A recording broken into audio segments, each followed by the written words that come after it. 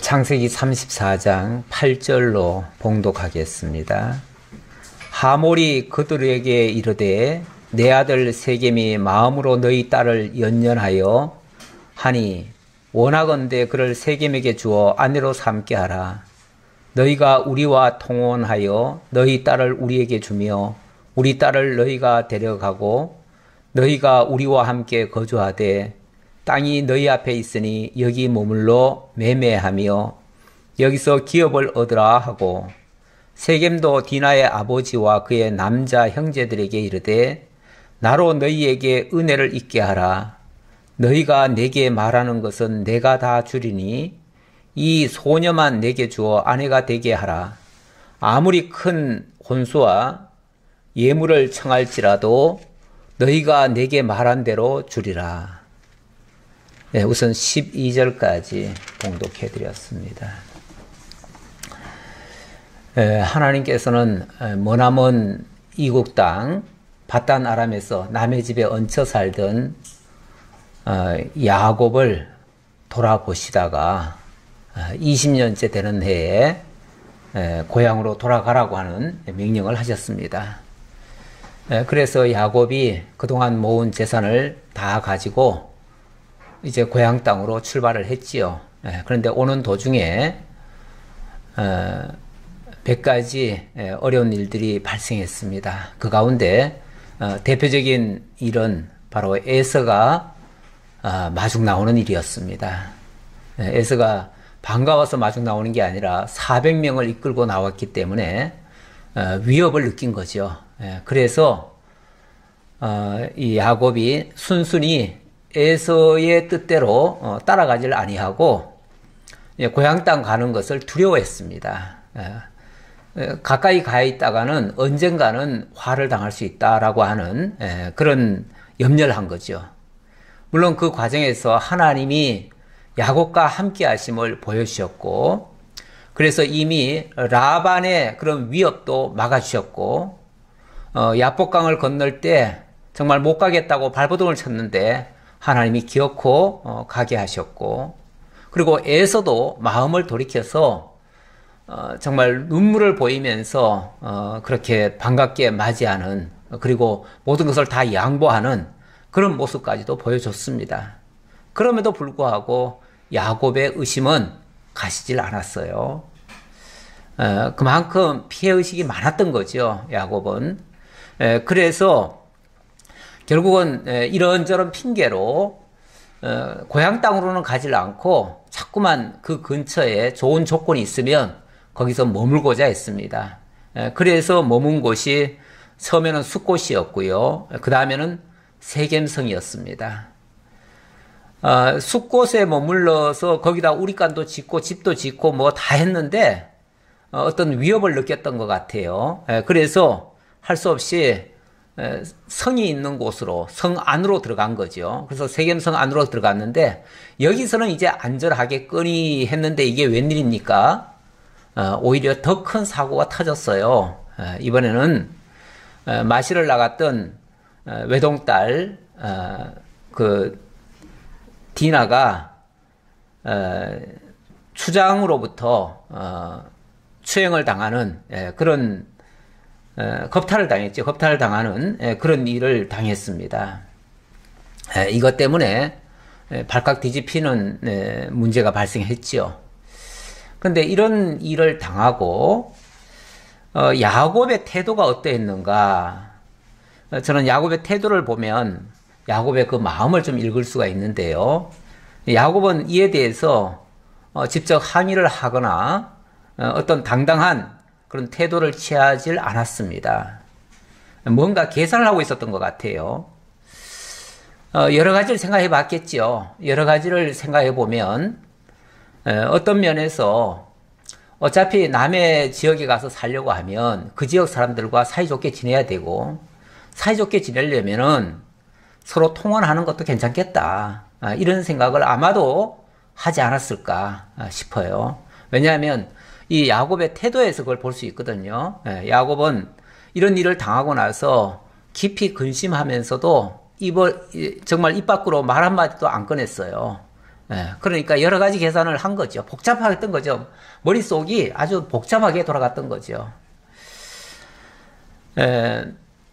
그리고 이제 또 하몰이, 그러니까 처음에는 추장이 그렇게 하고 못된 짓을 해놓고 또 찾아왔어요. 찾아와가지고 내가 그냥 추행한 게 아니고 정말 너무 사랑해서 그렇다 하면서 내가 지금도 그 디나를 연연하고 있다, 사랑하고 있다 그 말이죠. 정말 사랑하고 있다. 그러니까 나하고 결혼할 수 있도록 해다오. 내가 그 겁탈을 한 거는 잘못됐지만 그거는 사과하고 정말 사랑하니까 결혼하게 해달라. 이렇게 요구를 했지요. 뭐 그 말이 어느 정도는 또 사실 같기도 해요. 그게 뭐 거짓말로 그렇게 하는 것 같지는 않아요. 일반적으로 만약에 겁탈을 하는 일반적인 사람이라면은 겁탈은 원래 사랑해서 하는 게 아니거든요. 그거는 자기의 육욕을 채우기 위해서 하는 거기 때문에 소기의 목적을 달성한 후에는 가차없이 내버립니다. 일반적으로 그래요. 일반적으로 그래요. 그래서 정말 사악한 인간들이 그런 못된 짓들을 하는 거죠. 그래놓고는 뒤는 나몰라라 하지요. 더군다나 이 추장이라고 하는 막강한 권력까지도 가지고 있다면은 뭐 얼마든지 그렇게 해도 누가 그거 가지고 어떻게 하지를 못할 거예요. 그랬을 텐데 이렇게 진짜 와가지고 이렇게 사과하듯이 얘기를 하고 자기의 진심을 토로하고 이렇게 하는 거 보면 어느 정도 사랑하고 있는 것도 사실인 것 같아요. 뿐만 아니라 자기 말을 안 들어주니까 자기 아버지, 그러니까 전 추장이죠. 그 전 추장 하몰까지 동원해가지고 정말 너희가 원하는 게 무엇인지 원하는 거 있으면 내가 다 들어주겠다. 뭐 여기 얼마든지 살 수 있게 해주고 여기서 매매도 할 수 있게 해주고 기업도 얻을 수 있도록 해주고 모든 조건 다 들어주겠다. 그러니까 결혼만 하게 해달라. 이런 정말 파격적인 제안을 하게 됩니다. 이런 얘기를 들으니까 야곱이 계산이 복잡하게 돌아가는 거죠. 자, 그래서 지금 어찌 보면 야곱이 좀 우유부단하게 좀 행동을 하고 있는 것 같아요. 자, 그랬는데 8절 다시 한번 볼까요? 하몰이 그들에게 이르되 내 아들 세겜이 마음으로 너희 딸을 연연하여 하니 원하건대 그를 세겜에게 주어 아내로 삼게 하라. 연연했다. 너희 딸을, 내 아들이 너희 딸을 연연하고 있다. 이런 말은 먼저 앞서 세겜도 그렇게 말을 했어요. 말을 했고 또 연거푸 그렇게 연연하고 있다고 하는 걸 보니까 어느 정도는 사실 같기도 해요. 그리고 아주 좋은 조건 9절입니다. 너희가 우리와 통혼하여 너희 딸을 우리에게 주며 우리 딸을 너희가 데려가고 너희가 우리와 함께 거주하되 땅이 너희 앞에 있으니 여기 머물러 매매하며 여기서 기업을 얻으리라 하고, 너희가 통혼만 한다면 너희와 우리 민족이 서로 통혼만 한다면 그냥 한민족으로 살 수 있게 해주겠다 그 말이죠. 한민족으로. 사실 우리가 다른 지역에 가서 살려고 하면요 왠지 모르게 텃세 같은 게 있어요. 그래가지고 현실적으로 그들과 어울리기가 쉽지 않습니다. 그러다 보니까 때때로 많은 것을 양보합니다. 그들이 요구하는 것이 있으면 웬만하면 다 들어줍니다. 그렇게 해가면서 그들의 마음을 얻고 그런 다음에 그 주민으로 완전히 들어가게 되는 거죠. 그러려면 어쩔 수 없이 그 지역 사람들과 같이 섞여야 돼요. 섞이려면은 뭐 결혼이야 어차피 남하고 하는 게 결혼이니까 어차피 남하고 결혼할 바에야 그 지역 사람들 거기 산다면 그 지역 사람들과 결혼할 수밖에 없잖아요. 그러니까 이건 현실적으로 그럴 수밖에 없다라고 하는 판단을 한 것 같아요. 그래서 지금 야곱이 우유부단하게 지금 행동을 취하지 못하고 있습니다. 세겜도 디나의 아버지와 그의 남자 형제들에게 이르되 나로 너희에게 은혜를 있게 하라. 너희가 내게 말하는 것은 내가 다 주리니. 이게 세겜도 옆에 있다가 같이 거들어서 얘기를 하는 거죠. 그러니까 아버지와 아들이 사실 이런 문제를 놓고 사실은 안 좋은 사건이죠. 안 좋은 사건인데 이런 일에 아버지까지 나서가지고 이렇게 진솔하게 얘기한다는 것은 뭐 인간적으로 보면은 충분히 좋게 생각할 수 있는 부분이기도 합니다. 그러면서 이 소녀만 내게 주어 아내가 되게 하라. 아무리 큰 혼수와 예물을 청할지라도 너희가 내게 말한 대로 주리라. 원하는 거 무엇을 원하느냐? 원한다면 뭐든지 다 해주겠다. 우리가 잘못했으니까 모든 보상을 하라면 보상하고 뭐 뭐든지 다 해주겠다. 이렇게까지 제안을 했습니다. 야곱의 아들들이 세겜과 그의 아버지 하몰에게 속여 대답하였으니 이는 세겜이 그 누이 디나를 더럽혔음이라. 근데 야곱은 이렇게 우유부단하게 아직 뭔가 지금 생각만 깊지 결정을 못하고 있는데 야곱의 아들들은 뭔가를 결정했어요. 마음의 결정을 했어요. 무슨 결정을 했냐면 그의 아버지 하몰에게 속여 대답했다. 그러니까 지금부터 이 형제들이 하는 말은 거짓말이에요. 거짓말. 진심으로 대하질 않아요. 속여서 뭔가를 보복하기 위한 목적으로 속여서 대답한 것이다. 이유는 뭐 간단하죠. 세겜이 그 누이 디나를 더럽혔기 때문에 그렇다라고 했는데 여기에 이제 적극적으로 나서는 사람들이 나중에 보면 두 사람이죠. 그 두 사람 시몬과 레위죠. 근데 이 시몬과 레위는 디나와 동복 형제예요. 다시 말하면 레아가 낳은 그 자녀들 중에 그 형제들이에요. 그러다 보니까 다른 형제들보다도 더 크게 격분하고 분노한 거죠.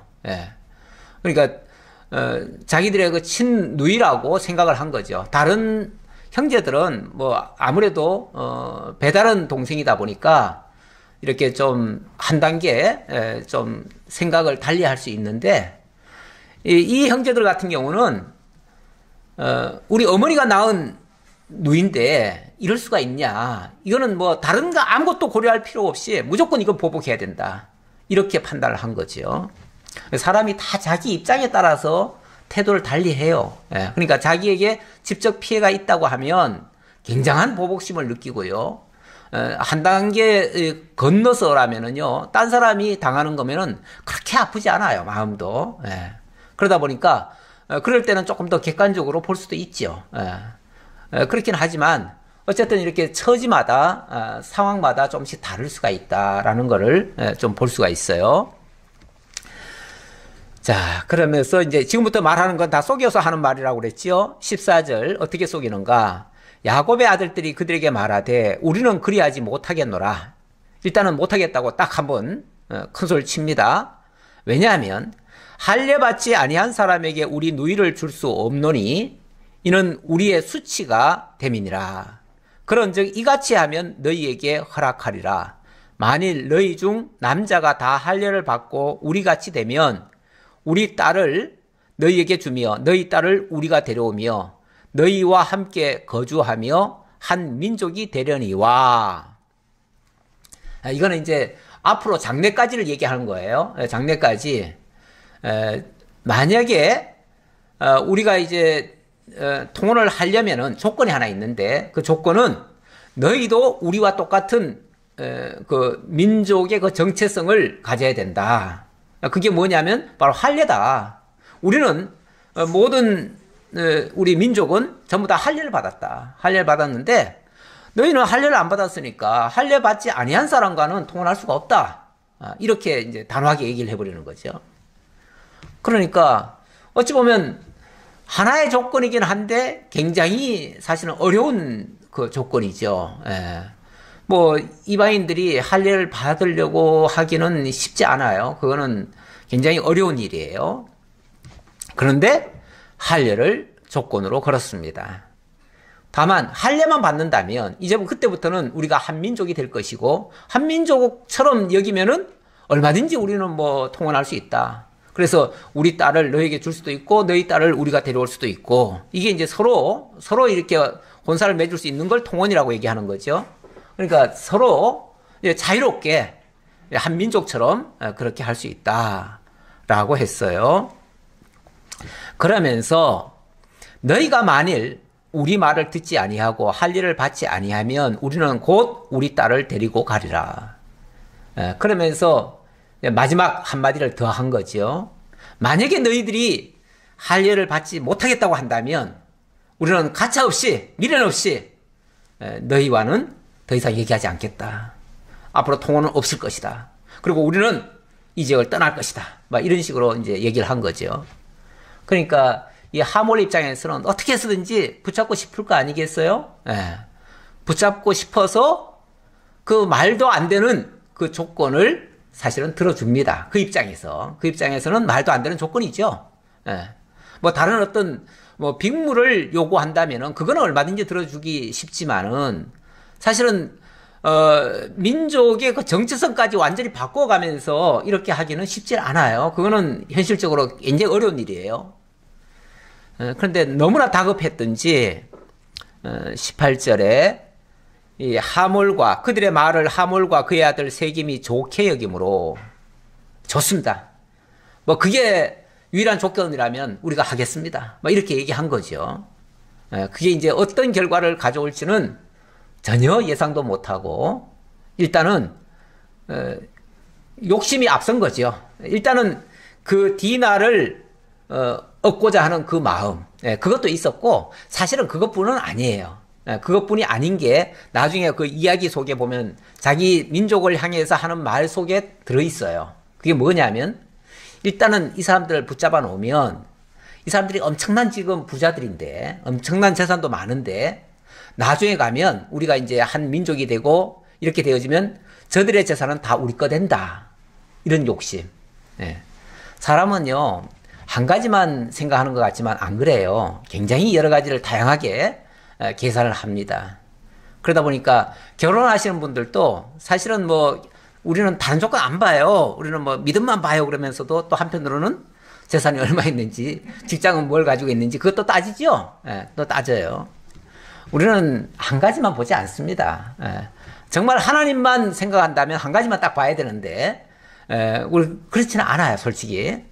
기왕이면 예수도 믿고 그 다음에 재산도 좀 있고 그 다음에 직장도 탄탄하고 뭐 이러면 더 좋지요. 그래서 기왕이면 플러스 알파가 훨씬 더 낫습니다. 그걸 다 요구해요. 이 사람들도 지금은 뭐 이 디나를 내가 사랑해서 그렇다, 연연해서 그렇다 이렇게 지금 얘기를 했지만은 또 뒤에서 다른 그 자기 민족들한테 하는 얘기를 들어보면은 거기만이 아니었다. 이들의 재산까지도 좀 노리는 부분이 있었다. 그래서 결과적으로 말하면은 자기들의 욕심에 자기들이 사실은 거기 함정에 빠진 것이다 라고도 볼 수 있어요. 그러니까 좀 종합적으로 봤을 때 그렇다는 얘기예요. 표면적으로 보면 이거는 뭐 야곱의 그 아들들만의 큰 잘못인 것처럼 보이기도 해요. 그런데 이미 시작부터가 벌써 세겜의 잘못된 행동에서부터 출발했고요. 그 다음에 그들의 그 마음 속에 그 저의가 있어요. 그러니까 그 저의까지 보면 그들이 나중에 어떤 정말 큰 사단을 만났어도 그래도 사실은 할 말이 없어요. 19절 이 소년이 그 일 행하기를 지체하지 아니하였으니 그가 야곱의 딸을 사랑함이며 그는 그의 아버지 집에서 가장 존귀하였더라. 그의 아버지 집에서 존귀했다는 말은 그 집안에서 이제 추장이 됐잖아요. 추장이. 그러니까 그 집안의 어떤 권력을 승계받은 그 추장이에요. 지금 추장이기 때문에 사실 그 추장이 뭔가를 결정하면요, 그 주민들은 모두가 다 따릅니다. 원래 이런 족장 시대 때 그런 추장 제도 하에서는 추장의 말이 절대 권력이에요. 그래서 추장의 말이면은 대부분은 사실은 다 따릅니다. 무조건 뭐 그 말은 무조건 정답이에요. 그렇게 생각을 해요. 그러니까 세겜이 그렇게 결정을 하고 좋습니다 했으니까 그냥 따르는 거죠. 예. 이게 말도 안 되는 건데 좀 더 생각해 보면은 말도 안 되는 건데 어쨌든 좋습니다. 예. 그것만 허락한다면 우리는 뭐든지 다 할 수 있습니다. 예. 그러면서 선뜻 다 들어줬다 그 말이죠. 그러면서 하몰과 그의 아들 세겜이 그들의 성읍 문에 이르러 그들의 성읍 사람들에게 말하여 이르되, 자 이제 그들의 진심을 자기 사람들에게, 성읍 사람들한테 지금 토로하는 얘기입니다. 이 사람들은 우리와 친목하고 이 땅은 넓어 그들을 용납할 만하니 그들이 여기서 거주하며 매매하게 하고 우리가 그들의 딸들을 아내로 데려오고 우리 딸들도 그들에게 주자. 그러나 우리 중에 모든 남자가 그들이 할례를 받은 같이 할례를 받아야 그 사람들이 우리와 함께 거주하여 한 민족 되기를 허락할 것이라. 그러면 자 그렇게만 하면 그 말이죠. 그렇게만 하면 그들의 가축과 재산과 그들의 모든 짐승이 우리의 소유가 되지 않겠느냐. 다만 그들의 말대로 하자. 그러면 그들이 우리와 함께 거주하리라. 네, 보세요. 그들의 그 마음 속에 그 욕심이 지금 엿보이죠? 네. 일단은 그들의 말 들어주자. 그들의 말만 들어주면 그 다음에 그들이 가지고 있던 모든 것들은 다 뭐 된다? 우리 거 된다. 우리 거 된다. 이런 욕심이 앞선 거예요. 그러니까 디나를 사랑했다는 말이 전혀 거짓말이 아닌 것 같으면서도 또 한편으로는 다른 게 엮여 있어서 더 사랑했던 것 같아요. 다시 말하면 욕심에 의해서 사랑했던 것 같아요. 그들의 재산도 탐이 나서 저 디나를 아내로 맞이하면 이제 한 민족이 될 것이고 그러면 저들의 재산은 우리 거 된다. 어찌 보면 나도 이제 사위가 되고 그러면은 이제 저들의 재산은 우리 거 될 수 있다라고 하는 이 욕심. 사람이요, 욕심이 앞서면요, 이 판단 능력이 이게 떨어집니다. 왜냐하면 모든 게 욕심의 눈으로 바라보니까요. 욕심의 눈으로 바라보면요, 다 좋게 보여요. 다 좋게 보이니까 그냥 덥석 물어요. 덥석 무는데 사실은 그 속에는 반드시 아무리 좋은 거지만요, 좋은 것 속에는 독초 같은 것들도 섞여 있어요. 그러면 이걸 분별해 가면서 봐야 되는데 욕심을 앞세우면은 그런 것들이 안 보여요. 좋은 것만 보여요. 그러다 보니까 결국은 함정에 빠지는 거죠. 빠지는데, 그래서 사냥꾼들한테 노루만 보지 말고 숲을 보라, 그런 말이 있죠. 그런 말은 노루만 잡겠다고 노루만 오로지 보면요, 주변을 못 봐요. 그러니까 욕심이 앞서면은 주변이 안 보여요. 그러면은 자기가 파놓은 함정에 자기가 빠질 수가 있어요. 노루가 빠지는 게 아니라 노루 쫓다가 자기가 빠져요. 결국은 이 사람들은 그 꼴이 나는 거예요. 그 꼴이 나는데, 물론 그걸 이용하는 것도 나쁜 거지요. 나쁜 거지만 이들도 옳다고는 할 수 없다, 그 얘기예요. 어떤 면에서 다 값을 치르는 거예요. 값을 치르고 있는 중이에요. 그래서 24절 드디어 실행에 옮겼습니다.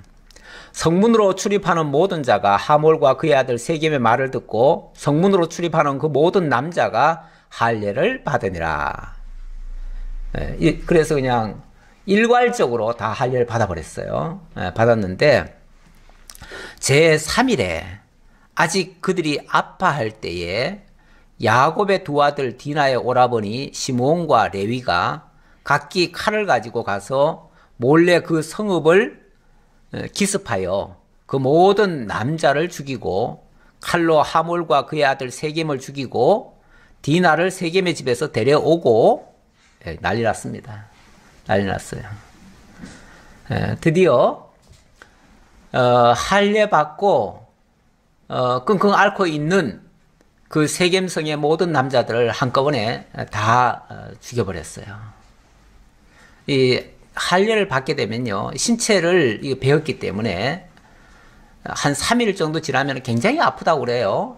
뭐 요즘은 과학적인 방법으로 그 다 지혈도 하고 뭐도 하고 하면서 했으니까 그렇게 통증이 덜 하겠지만 옛날에는 진짜 생짜배기 살을 찢잖아요. 그렇게 하니까 이게 한 3일쯤 지나면요, 막 덧나고 뭐하고 해가지고 엄청나게 아마 아팠을 것 같아요. 예. 아마 그 방법도 아마 아프지 않게 하는 방법도 혹시 있을는지 모르겠는데,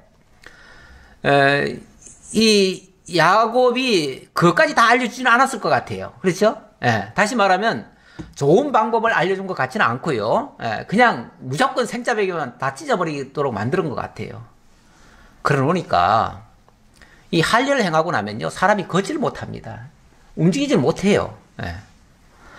남자들이 걷지 못하면은 무슨 힘을 쓸 수 있습니까? 이거는 뭐 그냥 눕혀놓고 다 죽이는 거예요. 그냥 다 눕혀놓고 움직이지도 못하게 만들어 놓고 그냥 죽이는 거예요.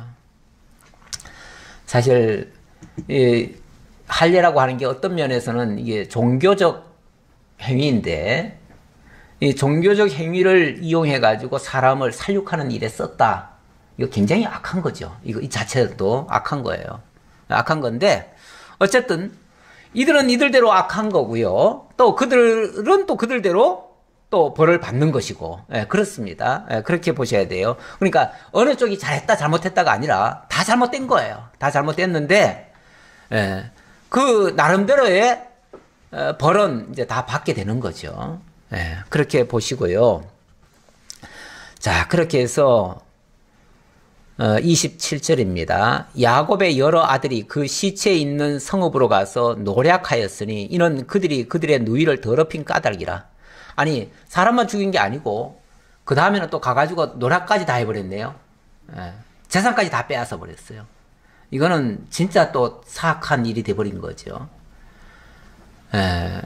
참 사람들의 욕심, 이건 욕심이라고 할까요? 이건 뭐 보복심에서 나온 행동인데 아주 철저하게 응징을 하겠다는 뜻이겠죠. 그래서 그들에게 빼앗긴 거 몽땅 다 뺏어내겠다. 더 막 몇 배로 뺏어내겠다 하는 차원이겠죠. 네, 그렇게 해서 다 빼앗았어요. 28절. 그들이 양과 소와 나귀와 그 성읍에 있는 것과 들에 있는 것과 그들의 모든 재물을 빼앗으며 그들의 자녀와 그들의 아내들을 사로잡고 집 속에 물건을 다 노략한지라. 정말 과해도 어마어마하게 과하네요. 그냥 단순한 보복심에서만 한 게 아니고 아예 그냥 이번 기회에 저들을 진멸시켜버리고 그들의 모든 것을 다 우리 걸로 만들자라고 하는 그 욕심까지 이렇게 발동이 됐네요. 참 인간이 뭐 욕심은 원래 다 있습니다. 모든 인간이 욕심 없는 인간은 하나도 없어요.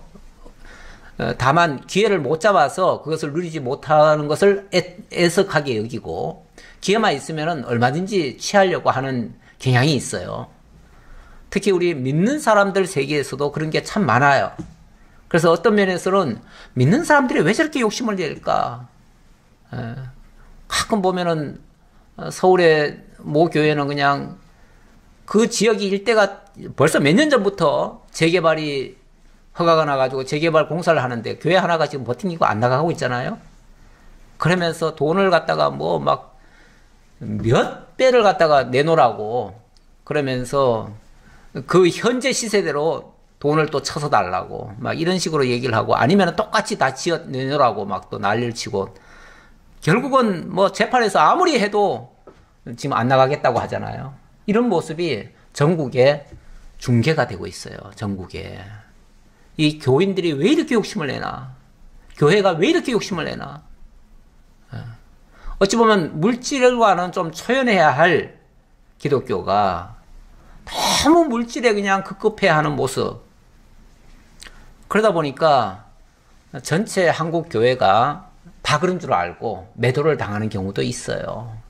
그런데 참 안타까워요. 이런 부분은 있는데 이 믿는 사람들이 정말 경제적인 이득을 위해서라면 아니면은 좌우간 세상에서 이기기 위해서라면 수단 방법 가리지 않는 모습 또 그걸 정당화하는 모습 사실 이들도 굉장히 이걸 지금 정당화하고 있잖아요.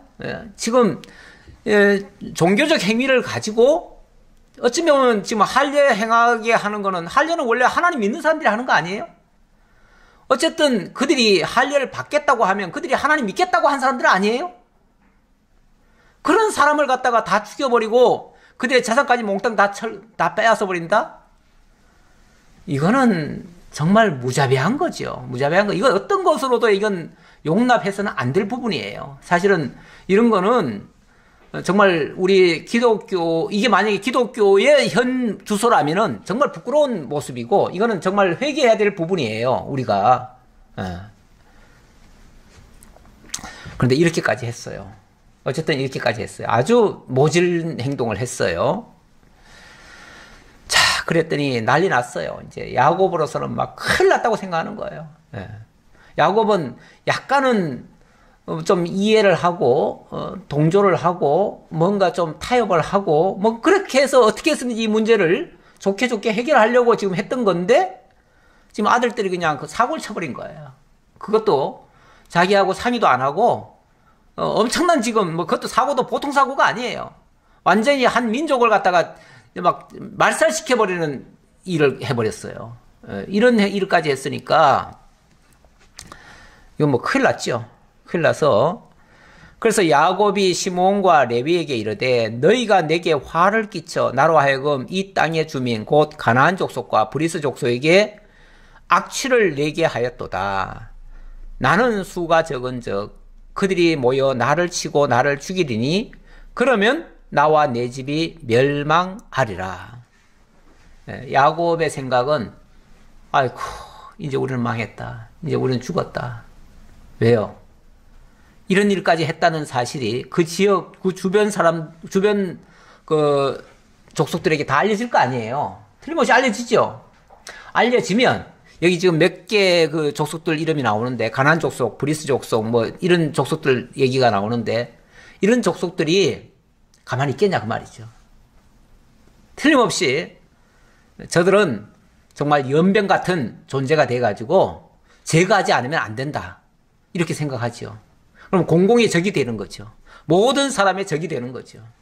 그렇게 되면은 협공을 해서 틀림없이 이제 피해 보복이 있을 것이고, 그러면 우리는 꼼짝달싹 못하고 다 죽을 수밖에 없다. 다 망할 수밖에 없다. 우리는 끝났다. 이제 우리는 항변도 못하고, 항변이라고 하는 거는요, 정당한 일을 했을 때, 그럴 때 정말 억울한 일을 당하면요, 거기에 대해서는 항변이 가능해요.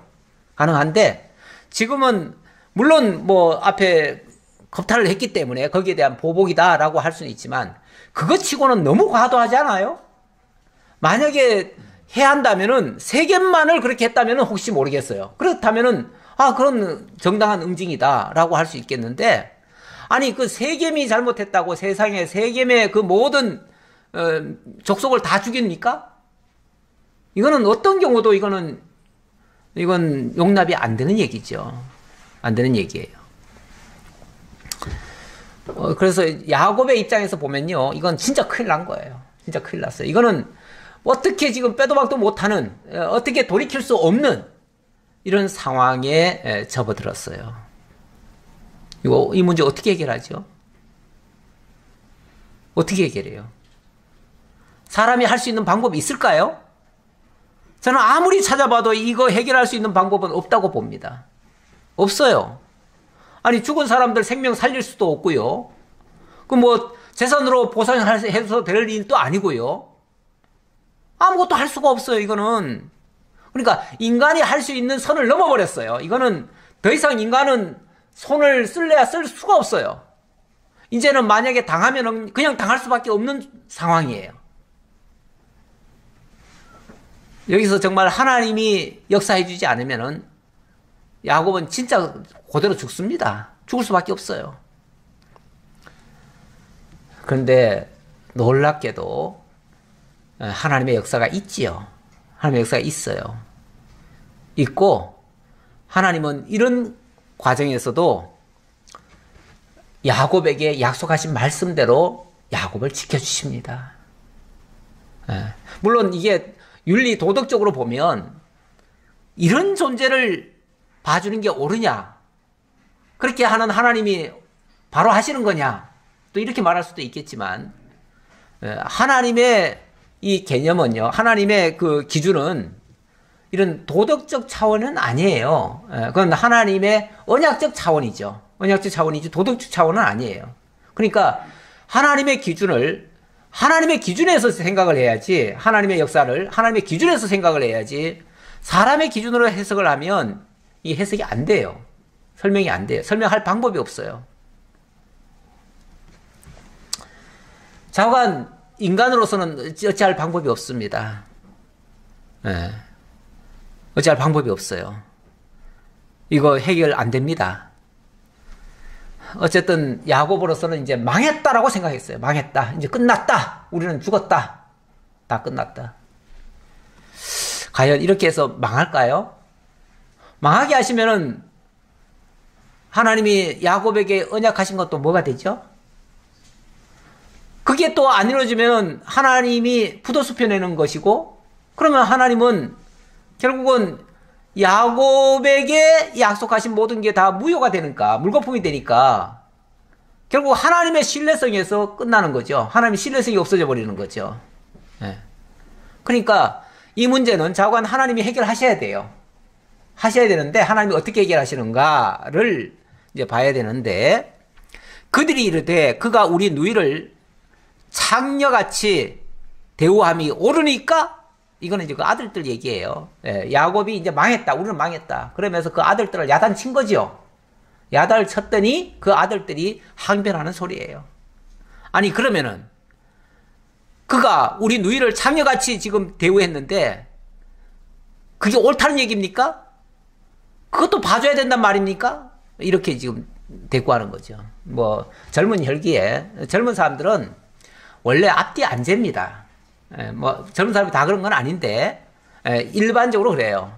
일반적으로 젊은 사람들은, 그러니까 어른들은요, 예를 들어서 나라에 안 좋은 일이 있어도 어른들은 웬만하면 뭐 하죠? 그냥 다 참고 이해하고 그냥 넘어가고 그러지요. 근데 젊은이들, 특히 옛날에 보면 대학생들 많았잖아요. 대학생들은 그 데모하고 뭐하고 나서면은 자기가 분명히 불이익 당하고 자칫하면 대학에서 쫓겨나고 정말 인생을 망친다라고 생각을 하면서도 그런 거 안 재지요. 안 재고 뭐 합니까? 나가서 이거는 불이다라고 그냥 외치잖아요. 감히 그 서슬퍼런 그 군사 정권 아래서도 그렇게 자기 그냥 소신을 밝히잖아요. 그게 젊은이들의 특권이에요. 젊을 때 안 하면 그런 것도 해보지도 못해요. 그러니까 젊을 때는 그렇게 하는 것도 우리가 이해해 줘야 돼요. 젊은이니까 그 가능하다. 젊으니까 가능하고, 어른들은 벌써 아니 가족 처자식들이 있는데 처자식들을 먹여 살려야 되는데 만약에 조금만 잘못하면 직장에서 쫓겨나고 그러면 완전히 매장당하고 그러면은 가족을 책임을 못 지는데 어떻게 할 수 있겠어요. 그러니까 어른들은요 그냥 타협해야 돼요. 할 수 없어요. 어른들은 타협하고 젊은이들은 이것저것 안 재는 거예요. 그냥 안 재고 그냥 아닌 거는 아니라고 얘기하는 거예요. 그리고 그냥 화가 나면 화나는 대로 처리하는 거예요. 어찌 보면 지금 그 오라버니들은 그렇게 한 거예요. 특히 뭐 다른 거 있나요? 지금 동복 그 누이가 지금 당했다는데, 이건 뭐 이것저것 재일 거 없어요. 그냥 이건 자기가 당한 거예요. 자기가 당했다고 생각하는 거예요. 그러니까 내가 응징해야 된다. 그리고 이 응징은 어떠한 것도 다 정당하다 된다. 이렇게 얘기하는 거죠. 물론 그것도 아닌데도 어쨌든 그런 생각을 갖는 거죠. 이게 이제 젊은이들의 특권인데, 자, 이 꼬인 이 문제, 이거 어떻게 해결할 것인가? 인간적인 방법으로 뭐 사과하고 뭐 다 돌려주고 뭐 주변의 족속들한테 가가지고 뭐 잘못했다고 빌고 뭐 해봤자 소용없습니다. 그래가지고 되지 않아요. 그들이 그렇다고 해서 용서해주지도 않고요. 안 돼요. 이럴 때 이제 하나님이 나서서 역사하셔야죠. 35장 1절입니다.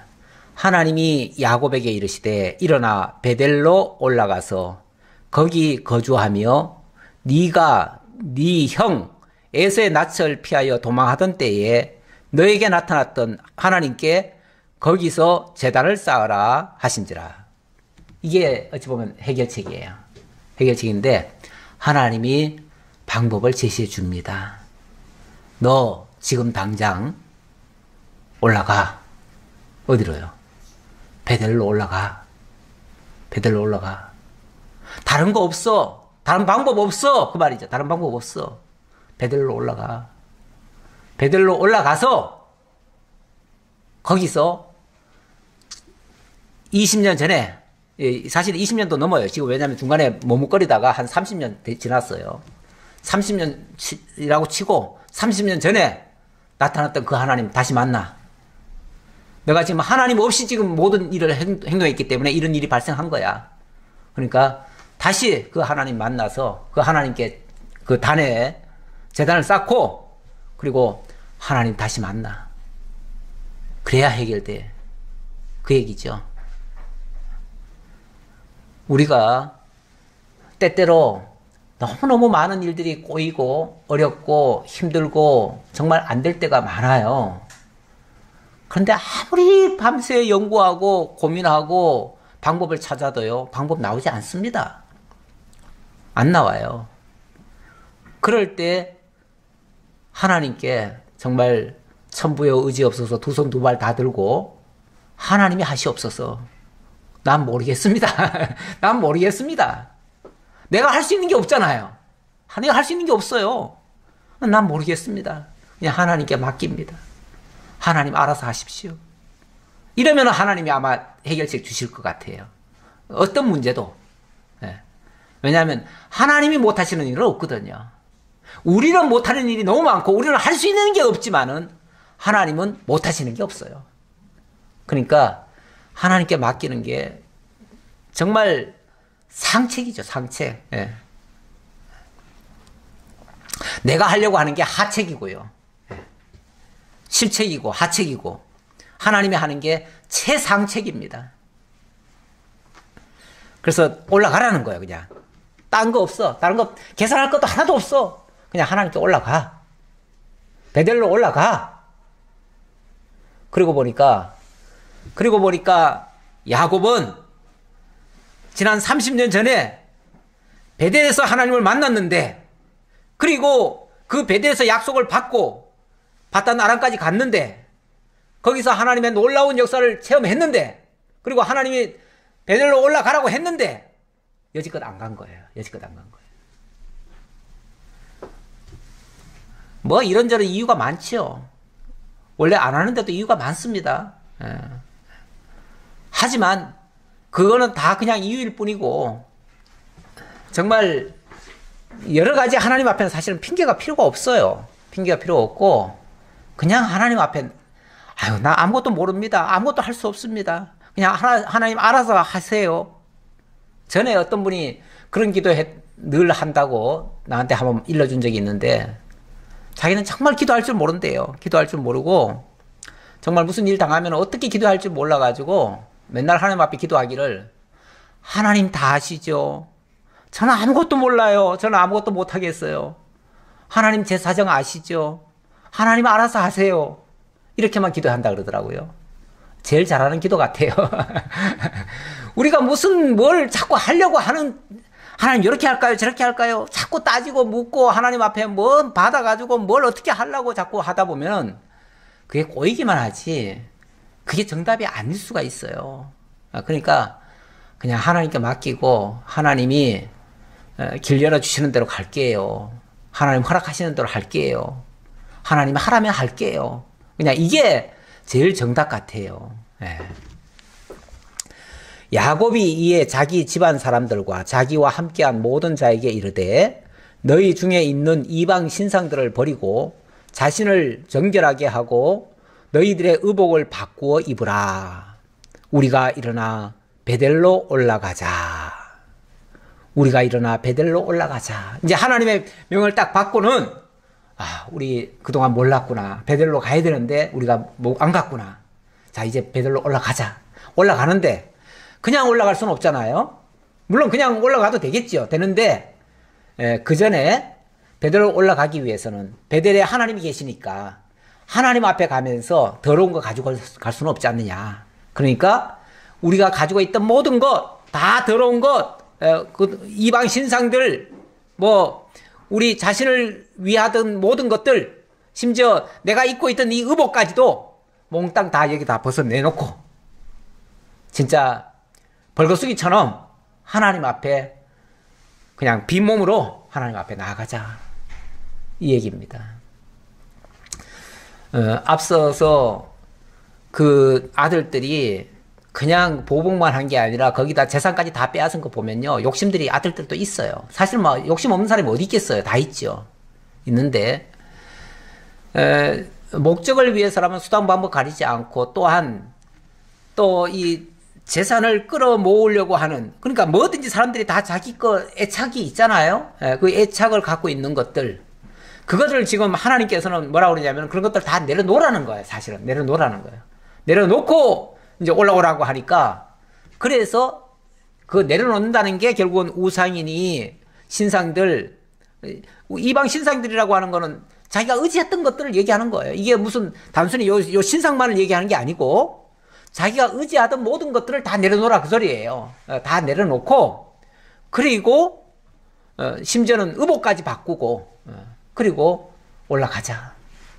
정말 어찌 보면 30년 전에 하나님이 호롤단신 벌거숭이 같았던 자기 아니었습니까? 그렇죠?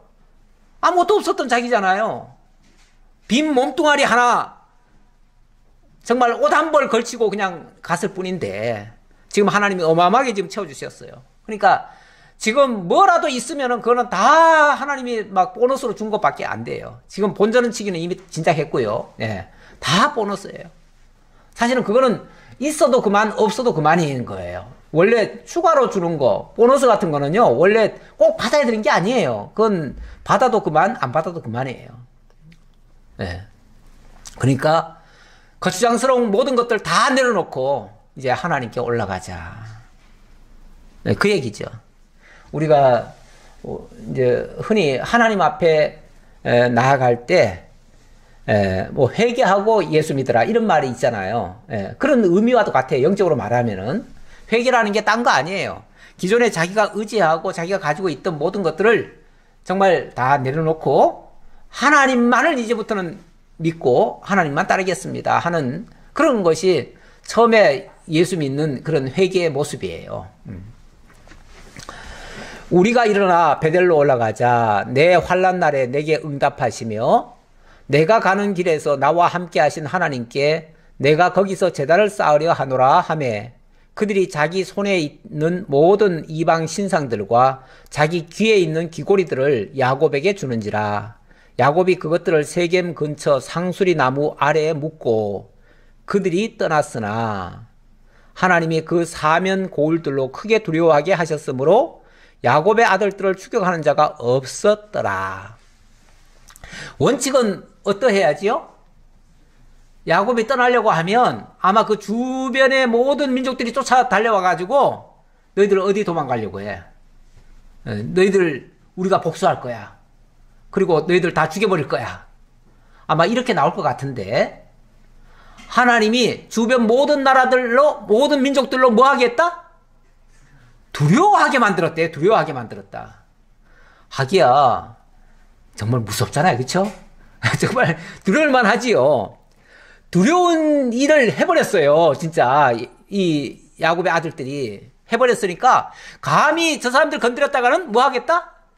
우리도 다 죽겠다 싶은 생각이 들게 만들어버린 거예요.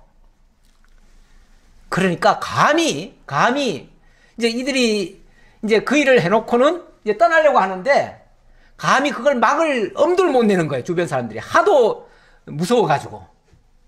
근데 이 두렵게 했다는 것이 누가 했다는 거예요? 하나님이 그들의 마음을 두렵게 했다. 하나님이 그 대적들의 마음을 다 두렵게 해버린 거예요. 그럼 결국은 벌써 하나님이 올라가게 하시려고 주변의 마음을 다 두렵게 해가지고 결국은 야곱이 이기면서 가는 거 아니에요. 그렇죠?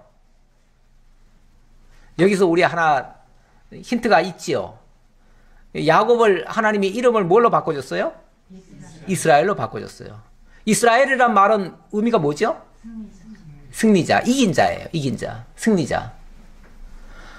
아니 이미 사실은 세겜이 이겨버렸어요. 뭐 자기가 원한 건 아니었지만 이겨버렸어요. 뭐 좋은 방법은 아니에요. 나쁜 방법이지만 어쨌든 이겼어요. 그리고 주변의 모든 다른 족속들까지도 두려워 벌벌 떨게 해버렸어요.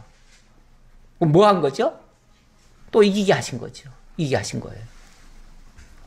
물론 조건은 하나님께서 베델로 올라가게 하시는 조건에서 이기게 하신 거죠. 이기게 하셨는데 하나님은 야곱이 잘못할 때에도 잘할 때에도 뭐 잘할 때는 별로 없어요. 잘할 때는 별로 없지만 어쨌든 그가 어떤 상황에 놓여 있든지 간에 그와 함께 하셨어요. 지금까지 함께 하셨어요. 그래서 내가 너와 함께하고 있어 라는 걸 보여주려고 지난번에 마하나임 군대 천군 천사들까지 보여줬잖아요. 네. 너희들 눈에는 직접 안 보이지만 내가 이런 군대와 함께 너희와 하나님의 군대, 그래서 하나님의 군대라고 표현을 해요. 하나님의 군대가 너희와 함께하고 있어. 그러니까 너희를 건드리는 자는 아무도 못 살아나. 너희를 건드리면 무자비하게 내가 다 보복할 거야. 하나님이 사실은 다 보여준 거예요. 그러다 보니까 라반도 꼼짝 못하고 죽이러 왔다가 그냥 갔잖아요. 에서도 처음에는 분명히 보복하려고 왔을 거예요. 그런데 중간에 마음이 바뀌어가지고 그냥 좋게 하고 갔잖아요. 모든 원수될 자들이 하나님이 그냥 다 두렵게 만들어버린 거예요. 두렵게 만드니까 꼼짝 못하고 다 지금 항복하는 거예요. 결국은 야곱이 승리자가 되는 거예요. 그냥 승리자가 되는 거예요. 하나님은 네가 어떻게 되든 간에 나는 너와 함께하고 있으며 너를 승리자 만드는 거야. 그래서 너는 승리자야. 그래서 앞으로는 너의 이름이 야곱이 아니야. 더 이상 경쟁자가 아니야. 싸우는 자가 아니야. 이제부터는 너는 승리자야. 승리자 라고 하는 사실을 하나님은 지금 보여주고 계시는 거예요. 보여주고 있는데 야곱은 그 사실을 지금 아직까지 잘 몰라요. 잘 이게 인식이 안 돼요. 안 되니까 두려워하는 거예요. 두려워한다고 하는 거는 하나님이 나와 함께하고 있다는 사실이 안 믿어지니까 두려운 거예요. 우리도 마찬가지죠. 우리도 지금 세상 살아가는데 세상 일들이 솔직히 말하면 날마다 두려운 일들만 지금 발생하고 있어요. 이 코로나도 사실은 두려운 일이에요. 예. 맨날 두려운 일들만 지금 발생하고 주변에 들려오는 소식은 좋은 소식은 별로 없어요. 좋은 소식은 나한테까지 안 와. 예. 다 나쁜 소식들만 들려오고 그러니 솔직히 그 현실만 바라보면요. 우리는 10번도 더 절망하고 자꾸만 실망스러워가지고 그래서 의욕도 안 나요. 그런데 그럴 때도 하나님은 우리와 함께하고 계셔요. 그리고 지나놓고 보면 충분히 이기고 승리하게 하셨어요. 그런데 우리는 그 현실을 못 깨달으니까 그 순간을 견디기가 힘들고 두려워하는 거예요. 두려워가지고 어떻게 할까 막 쩔쩔매는 거죠. 그러니까 결국은 그렇게 우리가 두려워한다고 하는 것은 하나님의 그 약속에 대한 전폭적인 신뢰가 아직 없거나 아니면 하나님이 나와 함께하고 있다는 사실이 믿어지지 않거나 뭐 이런 거겠죠. 그러니까 이런 말씀을 통해서 우리가 자꾸만 그게 자각이 돼야 돼요. 다시 자각이 돼서 하나님은 내가 어떤 상황에 놓여 있든지 간에 세상은 날 다 버려도 정말 주님은 나와 함께하고 계셔 라는 이런 믿음을 여러분들이 변치 않고 간직해 주셨으면 좋겠습니다. 하나님은 이기게 하십니다. 승리케 하시고 왜냐하면 나를 위해서가 아니라 하나님 당신 영광을 위해서입니다. 기도하겠습니다. 아버지 하나님 감사합니다. 오늘도 우리 주님 살아계시고 천군 천사를 통해서 당신의 언약 백성들과 함께하고 계심을 보여주시고 믿어지게 하시고 깨닫게 하시니 참으로 감사합니다. 내가 좋을 때는 하나님도 잊고 있다가 어렵고 힘들고 난처한 일을 당했을 때 문제가 꼬여서 해결할 수가 없을 때 정말 두 손 둘만 다 들었을 때 하나님이 함께 하심을 보여주시고 또 승리케 하시오니 참으로 감사합니다. 이러한 믿음 어떤 상황에서도 변치 않게 하시고 늘 주님과 동행하는 저희 모두가 되고 승리의 영광을 하나님께 찬송으로 돌릴 줄 아는 성숙한 믿음의 사람들 다 될 수 있도록 함께해 주옵소서.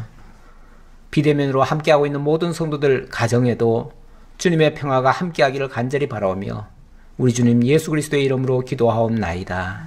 아멘.